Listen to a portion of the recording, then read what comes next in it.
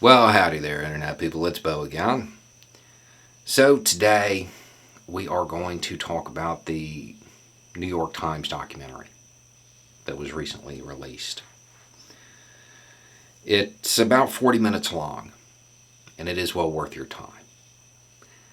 Over those 40 minutes, the documentary takes you through the events of the 6th, start to finish, carries you through it. And it is a good briefing. It does a really good job. If you have never been to the Capitol, if you're not familiar with the layout, you don't know how big it really is, it's worth watching this just for that. They do a really good job of detailing the situation and showing what led up to some of the more notable events and what may have contributed to them occurring. It's called A Day of Rage, How a Mob Stormed the Capitol. It's 40 minutes of your time, and it will provide you with a lot of context to the events of that day and to events that may be coming later.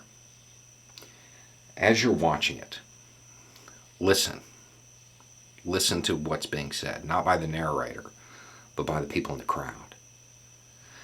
And listen to what they say in comparison to the Times Trump tweet stuff. It's worth watching. As you're watching it, remember that the Department of Homeland Security put out a bulletin saying that a convergence of certain rhetoric and certain baseless theories is likely to lead to more incidents this summer in August.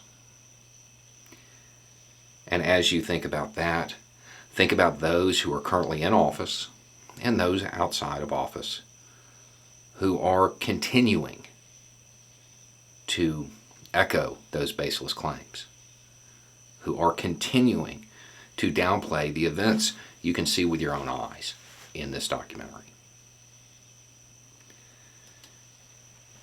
There are a lot of people in Washington who are very committed to pretending like what you will watch did not happen, like it wasn't a big deal, like it wasn't really spurred on by what spurred it on. They don't want to admit it because it's damaging to their political careers. That's the reality. That's what they're putting the importance on. When you take that in combination with the DHS bulletin and the likelihood that continuing these claims, continuing to play into this, is likely to spur more events, you have to wonder what they're even doing up there. Because at this point, they're putting their political careers above their party, because the longer this goes on, the longer they drag this out, the more damaging it is to the Republican Party.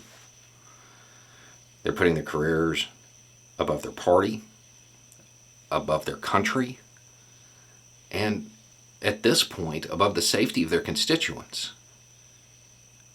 DHS is telling them it's going to get worse. More could happen come August. Yet you really don't see a lot of them walking back claims and trying to diffuse the situation. To the contrary, it seems like they just want it to go away. Pandora's box is opened here. It's not going to go away unless these baseless claims are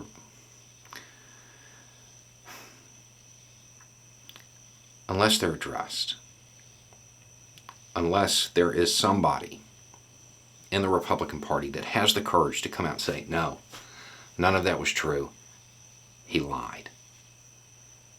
He lied.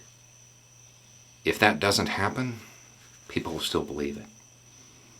And this cycle will continue.